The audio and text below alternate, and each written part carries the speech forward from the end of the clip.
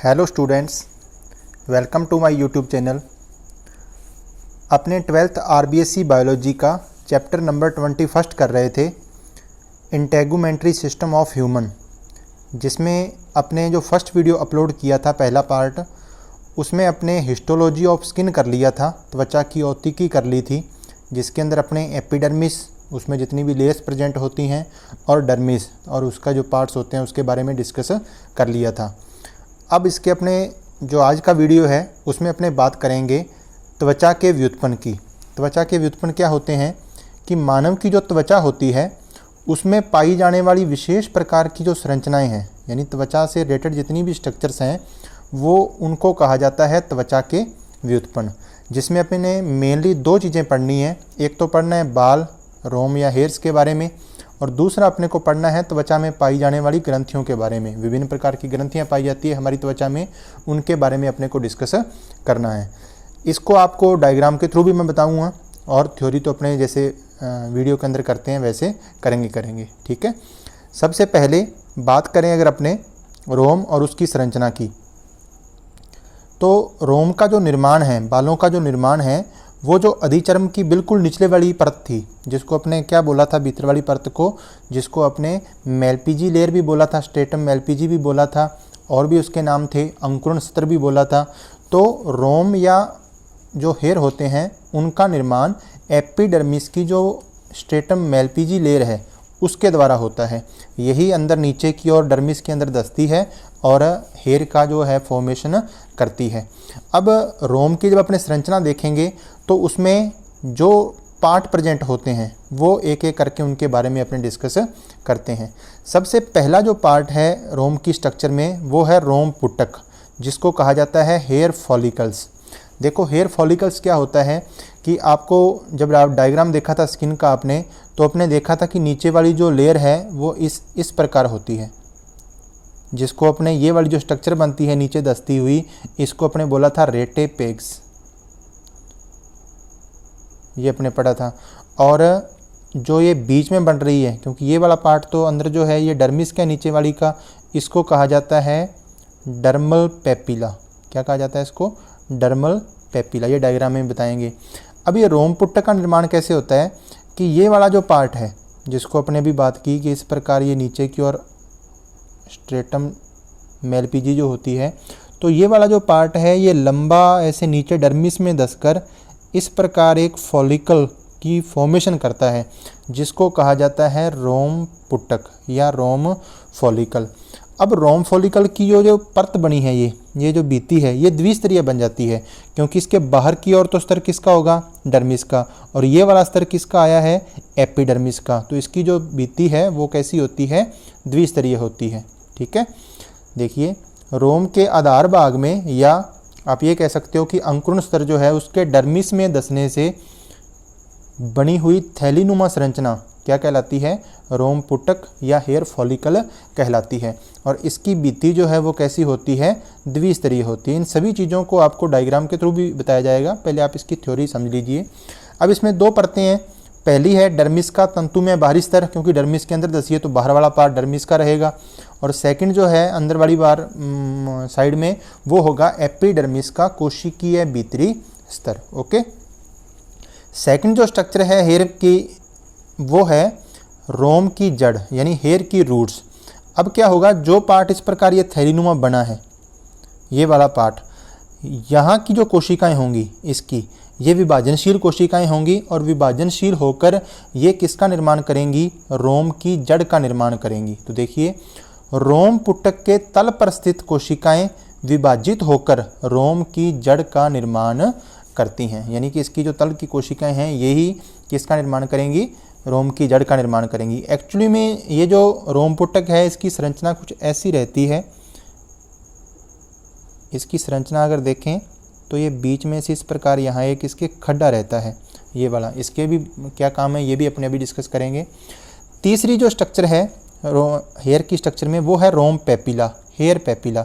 Hair papilla क्या होता है? आपको बताया था कि डर्मिस के अंदर रक्तवाहिनियाँ पाई जाती हैं।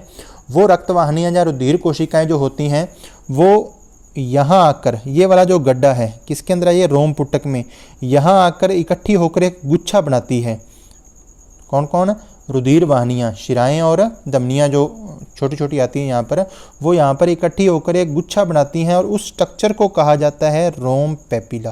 क्या कहा जाता है? हेयर पेपिला या रोम पेपिला। और यहीं से जो बालों को न्यूट्रिशन वगैरह मिलता है। रोम पुटक के पैंदे में स्थित गड्ढे में रुधिर कोशिकाओं का गुच्छा क्या कहलाता है? रोम पेपिला कहलाता है। और इससे बालों की जड़ों को पोषण प्राप्त होता है।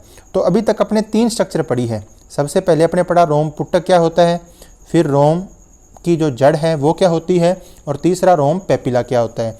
इसको आप तीनों को इकट्ठा समझ सकते हैं कि जो स्ट्रेटम मेलिपिजी स्तर था वो नीचे की ओर डर्मिस में धसेगा, धसकर इस प्रकार की स्ट्रक्चर बनाएगा। इस स्ट्रक्चर को कहा जाता है, सबसे पहला नाम जो बताया था, रोम पुटक, हेयर फॉलिकल। यहाँ की जो कोशिकाएं तल की ये विभाजनशील होकर हेयर की जड़ का क्या करेंगी? निर्माण करेंगी। ओके। तीसरी स्ट्रक्चर रोम पेपिला क्या होता है?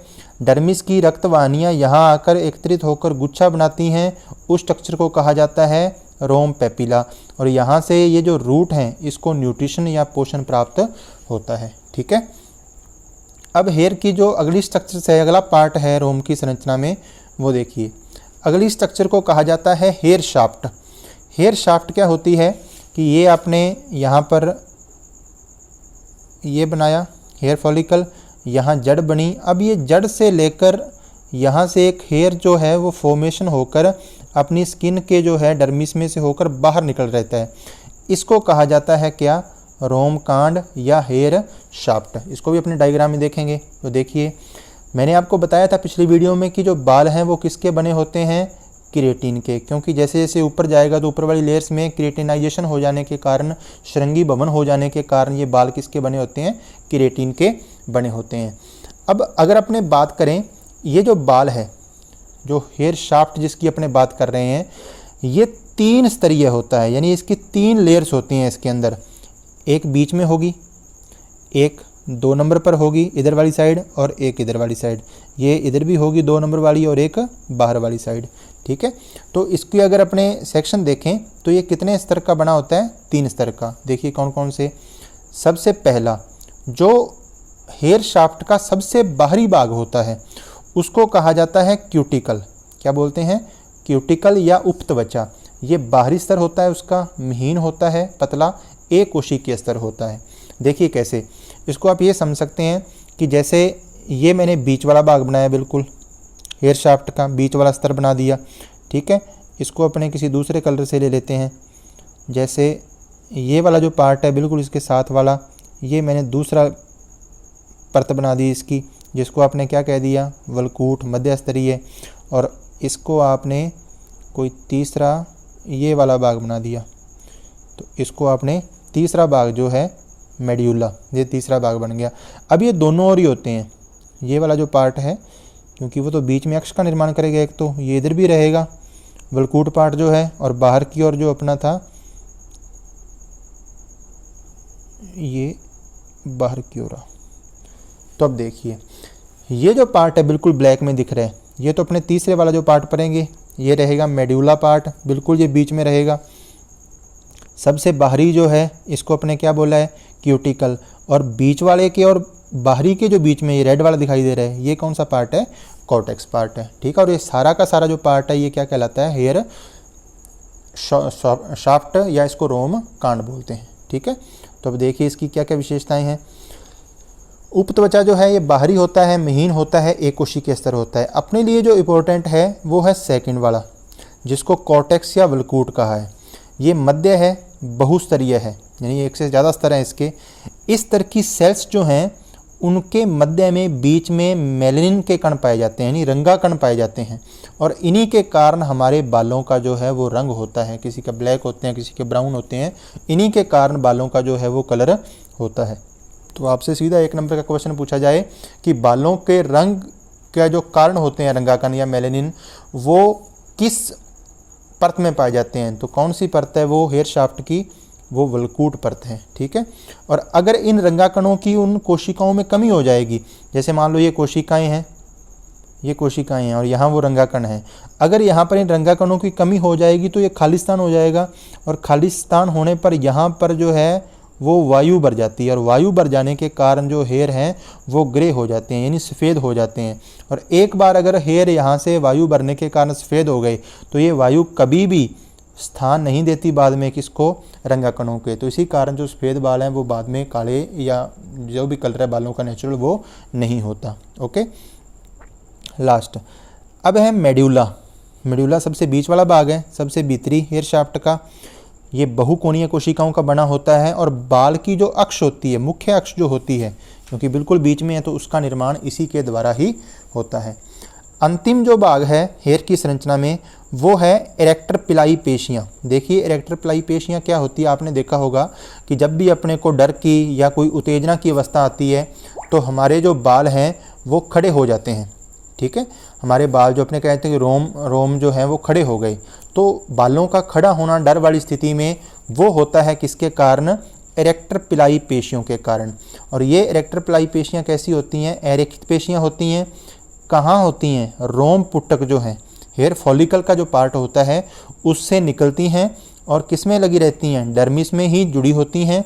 और इसी के कारण भय लगने पर या डर लगने पर बालों का खड़ा होना इन्हीं पेशियों में संकुचन के कारण होता है, क्योंकि इन पेशियों से, जब अभी आपने डायग्राम में मैं आपको दिखाऊंगा, तो इन पेशियों से जुड़ी होती है तंत्रिकाएं, और तंत्रिकाओं के द्वारा ही अपने को कोई भी जो है डर का या उत्तेजना का अनुभव होता है। तो आपसे 1 नंबर के क्वेश्चन में ये पूछा जा सकता है इरेक्टर पिलाई पेशियों का काम क्या है।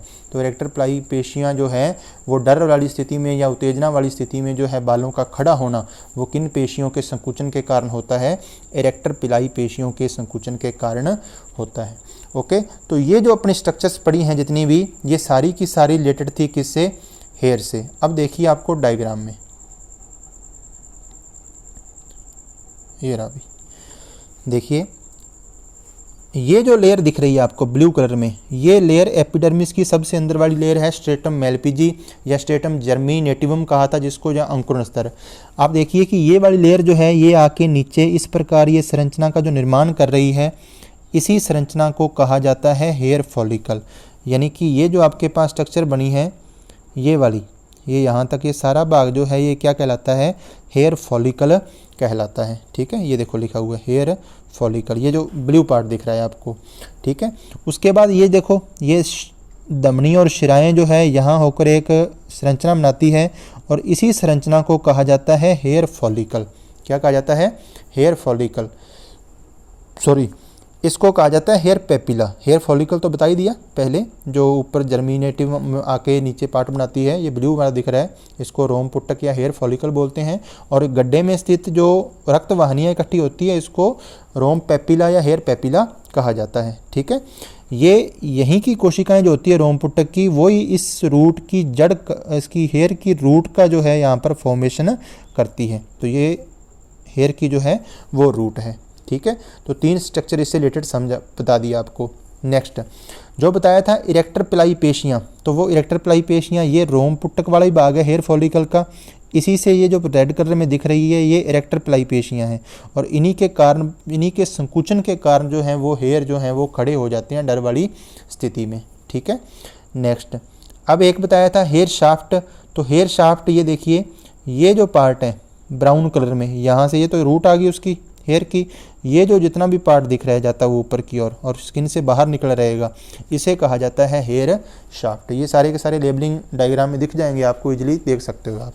उसके अलावा अब अपने अगला जो पार्ट करेंगे जिसमें अपने त्वचा ग्रंथियाँ पढ़ेंगे, तो वहाँ पर कुछ त्वचा ग्रंथियाँ जो आएंगी वो उसमें से जो 2 हैं वो अपने को यहाँ स्ट्रक्चर में दिखाई दे रही हैं, तो उनके बारे में भी बता दूँ। ये जो रोम पुटक जा रहा है ये ब्लू कलर में, ये इसी की एक अतिवृद्धि इस प्रकार, ये वाली ये जो दिख रही है, इस ग्रंथि को कहा जाता है सीबेसियस ग्रंथि। ये होती है सीबेसियस ग्रंथि, और ये सीबेसियस ग्रंथि जो है इसी के कारण हमारी जो त्वचा है और बाल जो हैं वो मुलायम और त्वचा जो है वो चिकनी हमारी बनी रहती है, इस सीबेसियस ग्रंथि के स्त्राव के कारण। ये अपने आगे पढ़ेंगे। ये भी देखिए बन किससे रही है, सेबेसियस ग्रंथि जो है कौन से पार्ट से बन रही है, ये एपिडर्मिस का पार्ट है हेयर फॉलिकल, और ये हेयर फॉलिकल की अतिवृद्धि बना रही है किसको, सेबेसियस को। तो सेबेसियस ग्रंथि की फॉर्मेशन जो है वो तो एपिडर्मिस पार्ट से हुई है, स्थित कहाँ पर है ये डर्मिस पार्ट में है, ठीक है। उसके बाद एक ग्रंथि इधर वाली है, साइड में दिख रही है ये ग्रीन से कलर में आपको, इस ग्रंथि को कहा जाता है स्वेट ग्लैंड्स है, ये स्वेद ग्रंथियां हैं। इसकी फॉर्मेशन भी कौन सा भाग करता है, यही एपिडर्मिस का जो नीचे वाला भाग है यही करता है। स्थित ये डर्मिस भाग में होती है और इससे ये एक स्वेट डक्ट निकलती है जिसके द्वारा जो पसीना है वो अपने बाहर निकलता है। ये बहुत सारी होती हैं स्वेद ग्रंथियाँ, लगभग 25 लाख स्वेद ग्रंथियाँ पाई जाती है हमारे शरीर में, त्वचा में। तो ये तो अपने डायग्राम है, तो इसमें एक आपको दिखाई हुई है, ठीक है।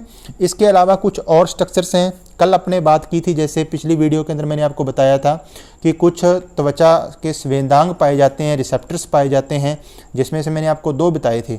एक तो आपको मैंने मेजनर्स बताया था, मेजनर्स पिछली वीडियो में, और एक मर्केल्स डिस्कस बताया था, और दोनों का ही काम जो था वो स्पर्शग्राही थे, यानी कि टच से रिलेटेड थे।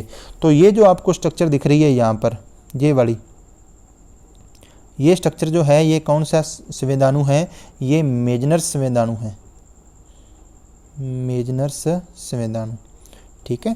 और ये जो पार्ट होते हैं तंत्रिकाएं, इनके अग्रभाग पर, यहाँ पर तंत्रिकाएं जितनी भी दिख रही हैं इनके अग्रभाग पर ही फॉर्मेशन होती है। यहाँ डायग्राम में वो नहीं बने हुए, अपने कोई इतना ज़रूरी भी नहीं है क्योंकि अपने सिलेबस में अपनी बुक में वो नहीं दिया हुआ नाम, तो वो वहाँ पर स्थित होते हैं मर्केल्स डिस्कस। उसके बाद फिर मैंने बताया था कि वो तो दोनों एपिडर्मिस से बन के आते हैं, या एपिडर्मिस में कुछ भाग पाया जाता है उनका, या डर्मिस का जो 2 पार्ट बताए थे, पहला पार्ट पेपिलरी लेयर के अंदर प्रेजेंट होते हैं और दूसरा कुछ संवेदांग जो है वो रेटिकुलर में प्रेजेंट होते हैं।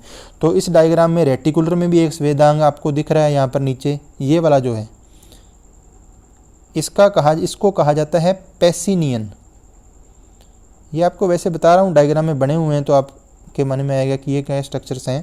तो इसको पेसिनियन संवेदाणु बोलते हैं, और पेसिनियन संवेदाणु जो होता है ये दाब के प्रति संवेदनशील होता है, यानी त्वचा पर कोई प्रेशर आता है, दाब जो आता है उसका अनुभव इसके द्वारा करवाया जाता है, ये पेसिनियन संवेदाणु के द्वारा, ठीक है। तो अब अपने डिस्कस करते हैं एक एक करके कि कौन कौन सी त्वचा ग्रंथियां जो है वो हमारे त्वचा के अंदर उपस्थित होती हैं। देखिए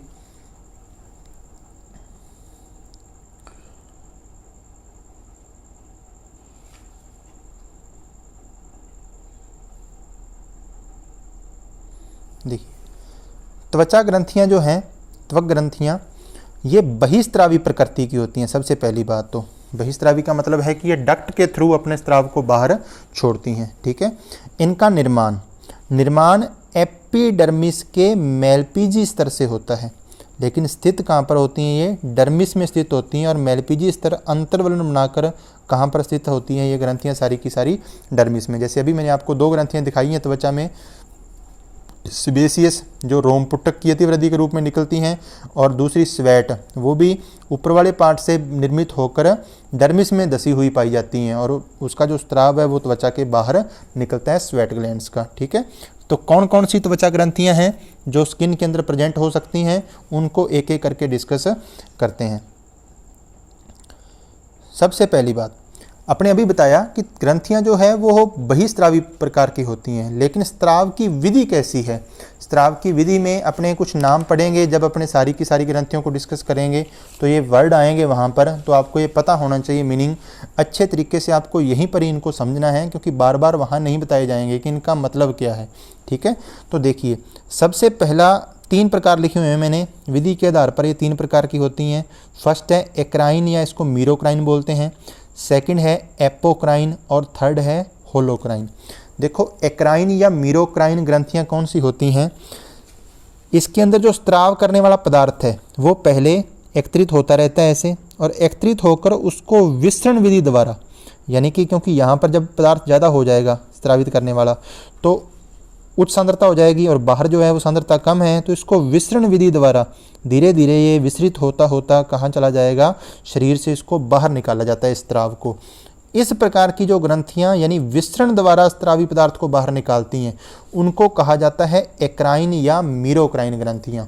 और ध्यान रखना, हमारी जो स्वेद ग्रंथियां होती हैं, स्वेट ग्लैंड्स होती हैं, पसीने वाली ग्रंथियां होती हैं, वो ज़्यादातर ग्रंथियां जो पसीने वाली हैं वो कैसी होती हैं, एक्राइन या मीरोक्राइन होती हैं। कुछ स्वेद ग्रंथियां एपोक्राइन भी होती हैं, लेकिन मोस्टली जो स्वेद ग्रंथियां हैं वो कैसी होती हैं, एक्राइन या मीरोक्राइन होती हैं। ठीक है, वो मैं आपको बताऊंगा अभी कौन कौन सी एपोक्राइन होती हैं, वो अपने आगे डिस्कस करेंगे। सेकंड नंबर, 2 नंबर पर लिखा हुआ है एपोक्राइन। देखिए एपोक्राइन क्या है। एपोक्राइन में सबसे पहले जो ग्रंथियां हैं उनका जो स्त्राव है वो कोशिकाओं के इस प्रकार टिप पार्ट में इकट्ठा हो जाएगा, फिर ये विसरण द्वारा बाहर नहीं जाएगा, ऊपर कोशिका का पूरा जो पार्ट है जिसमें स्त्राव इकट्ठा हुआ है वो ही इससे क्या हो जाता है, अलग होकर इकट्ठा ही स्त्राव बिल्कुल एक साथ सारा स्त्राव बाहर चला जाता है। इस प्रकार की ग्रंथियां कहलाती हैं कौन सी, एपोक्राइन। यानी आप ये कह सकते हो कि इनमें स्त्रावी पदार्थ जो है वो कोशिका के शिखर भाग पर इकट्ठा हो जाता है, उसके बाद ये भाग शेष भाग से पूर्णतः अलग होकर स्त्रावित होकर बाहर चला जाता है, तो उसको कहा जाता है एपोक्राइन। ठीक है, थर्ड जो है तीसरे नंबर पर होलोक्राइन। होलोक्राइन में आप क्या है, होलोक्राइन में ये होता है कि पहले तो कोशिका में स्त्रावी पदार्थ जो पूरा भर जाएगा, ये कोशिकाएं हैं इसमें पहले स्त्रावी पदार्थ पूरा जब भर जाएगा तो पूरा पदार्थ भरने के कारण पूरी की पूरी कोशिका ही जो है, संपूर्ण कोशिका ही वो ही क्या हो गई, अलग हो गई। तो इस प्रकार की ग्रंथियां, तभी तो उसका नाम होलो, कंप्लीट होलो से याद रखना कि सारी की सारी जो कोशिका है वो ही अपना स्त्राव लेकर अलग हो जाती है। इसमें क्या हुआ, विसरण द्वारा धीरे धीरे स्त्राव गया, इसमें सारा का सारा स्त्राव एकदम से अलग हुआ और इसमें स्त्राव के साथ कोशिका भी क्या हो गई, अलग हो गई। तो ये 3 प्रकार की ग्रंथियां स्त्राव के आधार पर होंगी। इन तीनों के आगे नाम आएंगे तो वहाँ पर आपको ये दोबारा नहीं बताया जाएगा। ठीक है, देखिए पहली जो अपने ग्रंथि पढ़ रहे हैं वो है स्वेद ग्रंथियाँ, स्वेट ग्लैंड्स। सबसे पहली बात, स्वेट ग्लैंड्स आकृति में कैसी होती हैं, ये आपकी बुक में लिखा हुआ है कि ये सरल नलिकाकार ग्रंथियां होती हैं, लेकिन वास्तव में ये कुंडलित नलिकाकार ग्रंथियां होती हैं। देखो आपने अभी डायग्राम देख के आए हो तो आपने ये नहीं देखा था वहाँ पर डायग्राम में। सरल नलिकाकार ग्रंथि जो होती है वो शेप में इस प्रकार की होती है, ये जो है ये इसकी एक परत, ये जो डायग्राम बना है ये सरल नलिकाकार ग्रंथि है, जबकि आपको मैंने जो श्वेत ग्रंथि दिखाई है वो ऐसी नहीं थी, वो इस प्रकार की थी, कुंडली थी।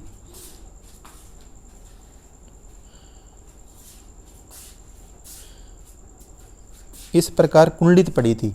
तो ये जो ग्रंथियां होती हैं ये सरल नलिकाकार, आपकी बुक में लिखा हुआ है ये गलत है भाई, ये कुंडलित नलिकाकार ग्रंथियां होती हैं। ठीक है, अब देखिए फिर दूसरी बात, इनका जो कुंडलित भाग है वो कहाँ पर पाया जाता है, डर्मिस में, और ये एक पतली नलिका के द्वारा एपिडर्मिस की सतह पर, यानी अपनी जो सरफेस है बिल्कुल स्किन की, उसके ऊपर जाके डक्ट के द्वारा खुलती हैं।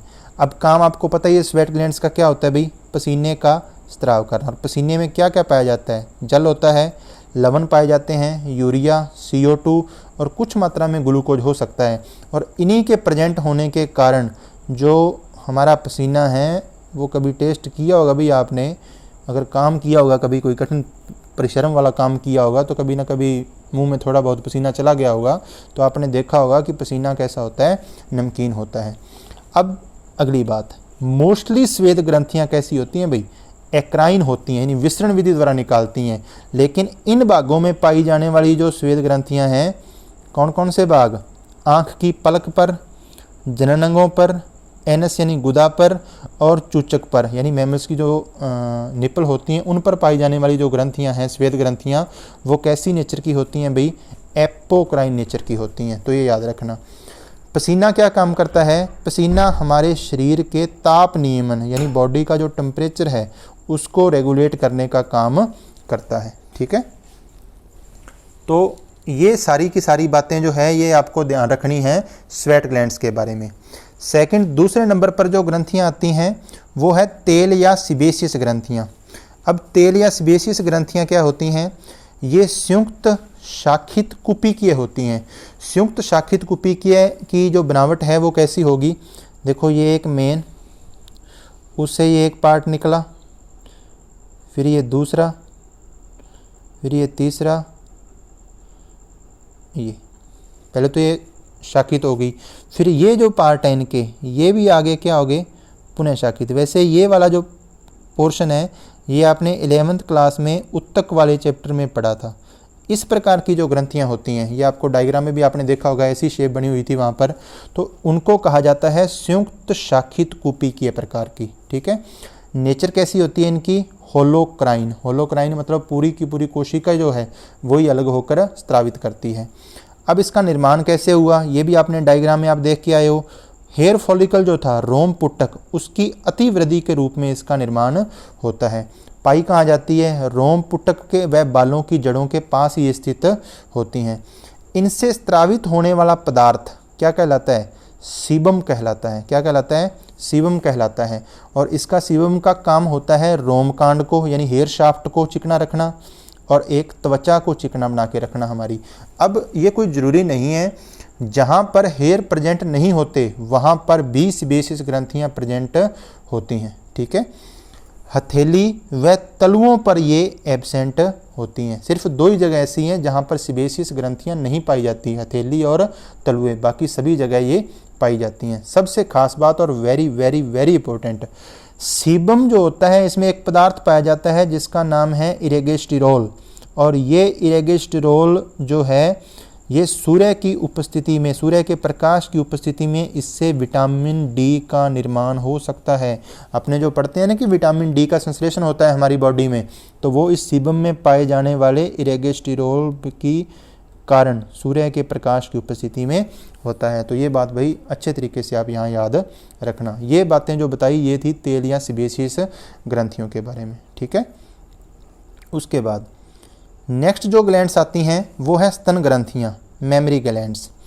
मेमरी ग्लैंड्स क्या होती हैं, सबसे पहली बात इनका निर्माण कैसे होता है। ये जो श्वेत ग्रंथियाँ होती हैं, स्वेट ग्लैंड्स होती हैं, उन्हीं के मॉडिफिकेशन से बनती हैं। श्वेत ग्रंथियों का रूपांतरण होती हैं स्तन ग्रंथियाँ। सीधा सीधा क्वेश्चन, श्वेत ग्रंथियों के रूपांतरण से बनने वाली ग्रंथियाँ हैं कौन सी, मेमरी ग्लैंड्स। अब एक तो इनकी नेचर जो है वो एपोक्राइन होती हैं। अब आपको पता होगा, मैंने बताया था कि श्वेत ग्रंथियाँ 2 तरह की थी, एक्राइन थी और एपोक्राइन थी। तो इनका जो रूपांतरण होता है वो कौन सी से होता है, एपोक्राइन से होता है। ठीक है, ये संयुक्त नलिकाकार होती हैं। कैसी होती हैं, संयुक्त नलिकाकार। अब संयुक्त नलिकाकार, एक तो सरनलिकाकार थी और संयुक्त नलिकाकार का मतलब ये वाला जो पार्ट है ये संयुक्त नलिकाकार हो जाएगा। उसके बाद कुछ कार्य क्या होता है स्तन ग्रंथियों का, ये सभी जानते हैं। दुग्ध का स्रावन जो शिशु पोषण में काम आता है, यानी शिशु का पोषक पदार्थ होता है इससे निकलने वाला दूध। अब 3 बातें, ये तीनों बातें आपके काम आएंगी भाई। स्तन ग्रंथियों की वृद्धि के लिए कौन से हार्मोन जरूरी हैं, कौन से हार्मोन जो हैं वो रिस्पॉन्सिबल हैं, तो एस्ट्रोजन और प्रोजेस्टेरोन दोनों ही मादा हार्मोन हैं। इन दोनों के कारण ही स्तन ग्रंथियों की वृद्धि होती है। सेकंड थिंग, दुग्ध संश्लेषण यानी स्तन ग्रंथियों में दुग्ध निर्माण के लिए कौन सा हार्मोन रिस्पॉन्सिबल है, तो इसके लिए जो हार्मोन होता है वो होता है प्रोलैक्टिन हार्मोन। अब कई बच्चे ये सोच लेते हैं कि ऑक्सीटोसिन, नहीं, ऑक्सीटोसिन 2 काम करता है बच्चों। पहला काम तो क्या करता है कि ये प्रसव पीड़ा, लेबर पेन उत्पन्न करता है जब बच्चे का जन्म होने वाला होता है। जैसे ही बच्चे का जन्म हो जाता है तो ये क्या काम करता है, जैसे ही जन्म के बाद बच्चा जो है वो माँ के दूध को मुंह में लेता है तो ये वहाँ से दुग्ध को स्रावित करवाने का काम करता है ऑक्सीटोसिन। दुग्ध का संश्लेषण नहीं करवाता। स्तन ग्रंथियों में दुग्ध का संश्लेषण जो हार्मोन करवाता है वो करवाता है कौन सा हार्मोन, प्रोलैक्टिन हार्मोन। तो ये तीनों चीज़ें जो वो आपके काम की हैं। ठीक है, नेक्स्ट अगली जो ग्रंथि है वो है सिरोमिनस ग्रंथियाँ। अब सिरोमिनस ग्रंथियाँ जो होती हैं ये कहाँ प्रेजेंट होती हैं, सबसे पहले तो इनकी बनावट, ये कुंडलित नलिकाकार होती हैं। कुंडलित नलिकाकार जैसे आपको पहला बताया था, जो पहली ग्रंथि अपने की थी वो श्वेत ग्रंथि जो थी, तो वैसे ही ये भी कैसी होती हैं, कुंडलित नलिकाकार होती हैं। स्थित कहाँ होती हैं, ये जो बाह्य कर्णनाल होती हैं, जैसे ये हमारा कान है और कान से यहाँ से जो कर्ण कुहर जाती है और आगे पर्दा होता है, तो ये वाले भाग जो हैं इसकी त्वचा में स्थित होती हैं। ये भी श्वेत ग्रंथियों का, स्वेट ग्लैंड्स का मॉडिफिकेशन होती हैं। इनके स्त्राव को स्त्रावित होने वाले पदार्थ को कहा जाता है सेरुमेन, या उसको ईयर वैक्स बोलते हैं, कान की वैक्स जो कहा जाता है। आपने देखा होगा कभी कान में येलो से कलर का सब्सटेंस होता है, तो वो येलो कलर का जो सब्सटेंस है वही होता है सेरुमेन। और ये सेरुमेन क्या करता है, हमारी कर्णपटय मतलब ये वाला जो पार्ट है और आगे पर्दा जो है उसकी ये सुरक्षा करने का क्या करता है, काम करता है। तो सिरोमिनस ग्रंथियों का स्राव क्या कहलाता है, सेरुमेन कहलाता है या ईरवैक्स बोलते हैं। काम क्या है उसका, कर्णपटय की सुरक्षा करना। ओके, नेक्स्ट जो अगली ग्रंथि है वो है मूलाधार या वक्षण ग्रंथियाँ, इसको पेरिनियल ग्लैंड्स भी बोलते हैं भाई। अब ये जो मूलाधार या वक्षण ग्रंथियां हैं ये श्वेत ग्रंथियों का रूपांतरण नहीं होती, ये किसका रूपांतरण होती हैं, सिबेसियस ग्रंथियों का रूपांतरण होती है, तेल ग्रंथियों का रूपांतरण होती हैं। और प्रकृति में एक ऐसी होती हैं एपोक्राइन नेचर की होती हैं। ये स्थित कहाँ होती हैं, ये गुदा, एनस व मूत्र जनन छिद्र के बीच वाला जो पार्ट है उसको कहा जाता है वक्षण क्षेत्र, वहाँ पर पाई जाती हैं, इसीलिए इनका नाम क्या है, वक्षण ग्रंथियाँ। इनका स्राव जो है इन ग्रंथियों का वो होता है गंध युक्त फिरामोन। और ये गंध युक्त फिरामोन, क्योंकि ये इसमें स्मेल आती है विशेष प्रकार की, इसलिए इन ग्रंथियों को मूलाधार या वक्षण ग्रंथियों को गंध ग्रंथियां भी कहा जाता है। ये गंध युक्त फिरामोन जो होता है ये मैथुन क्रिया के लिए आकर्षित करता है। ये ग्रंथियां जो है ये मुख्यतः मादा में पाई जाती हैं और नर को मैथुन क्रिया के लिए ये फिरामोन जो होते हैं वो आकर्षित करते हैं। मानव में यानी मनुष्य में ये ग्रंथियाँ एब्सेंट होती हैं, नहीं पाई जाती। डॉग वगैरह जो होते हैं उनमें ये ग्रंथियाँ प्रेजेंट होती हैं। ठीक है, तो मूलाधार या वक्षण ग्रंथियाँ जो हैं वो सिबेसियस ग्रंथियों का रूपांतरण है, एपोक्राइन नेचर की होती हैं। एनस व मूत्र जनन छिद्र के बीच में जो वक्षण क्षेत्र होता है उसमें पाई जाती हैं। इनका स्राव जो होता है वो गंध युक्त फिरामोन होते हैं, इसलिए इनको गंध ग्रंथियाँ कहा जाता है। और मैथुन क्रिया के लिए नर को आकर्षित इनका स्राव जो है वो करता है। ठीक है, लास्ट जो दो ग्रंथियां हैं त्वचा में पाई जाने वाली वो है मिबोमियन ग्रंथियां और दूसरी है जेस ग्रंथियां। ये दोनों ही ग्रंथियां जो है, सबसे पहली बात ये किसका रूपांतरण होती हैं, ये सिबेसियस ग्रंथियों का रूपांतरण होती हैं। ये ग्रंथियां जो हैं ये मिबोमियन जो हैं ये तो पाई जाती हैं पल्क की जो ब्रोनियाँ होती हैं, आई लैशेस जो होती हैं उनकी आंतरिक सतह में पाई जाती हैं। और ये जो है ये आई लैशेस पर पाई जाती हैं जेस ग्रंथियां जो होती हैं। मिबोमियन ग्रंथियां जो हैं ये इनका जो स्राव है, तेलीय स्राव जो है वो कॉर्निया को चिकना बनाने का काम करता है। हमारी एक उसके ऊपर फिल्म सी लेयर बनाता है जो कॉर्निया को चिकना बनाई रखती है और कॉर्निया की सुरक्षा के काम आता है। और जेस ग्रंथियां का जो स्राव होता है वो नेत्रों को चिकना और ख़ास करके ब्रोनिया जो होती हैं, आई लैशेस जो होती हैं, उन आई लैशेस को आपस में चिपकने से क्या करता है, रोकता है। तो मिबोमियन ग्रंथियाँ और जेस ग्रंथियाँ ये दोनों एक जैसी हैं लगभग, तो इनको आप अच्छे तरीके से ध्यान रखना। ओके स्टूडेंट्स, आई होप आज का जो टॉपिक है ये बहुत अच्छे तरीके से आपको समझ आ गया होगा। अगर अच्छे तरीके से टॉपिक जो अपने करवा रहे हैं आपको समझ आ रहे हैं तो आप कमेंट करके जरूर बताएं। इस चैप्टर का अपने एक पार्ट बचा है छोटा सा, फंक्शन ऑफ स्किन, त्वचा के कार्य, और उसी के साथ साथ मैं आपको इस चैप्टर के जो वेरी शॉर्ट आंसर 1 नंबर के जो इंपॉर्टेंट क्वेश्चन बनते हैं 10, 12, 15 जितने भी बनेंगे वो आपको मैं साथ में करवाऊंगा नेक्स्ट पार्ट के अंदर। तब तक के लिए थैंक यू। अगर आपको ये वीडियो अच्छा लगा तो इसको लाइक करें, कमेंट करें। Thank you.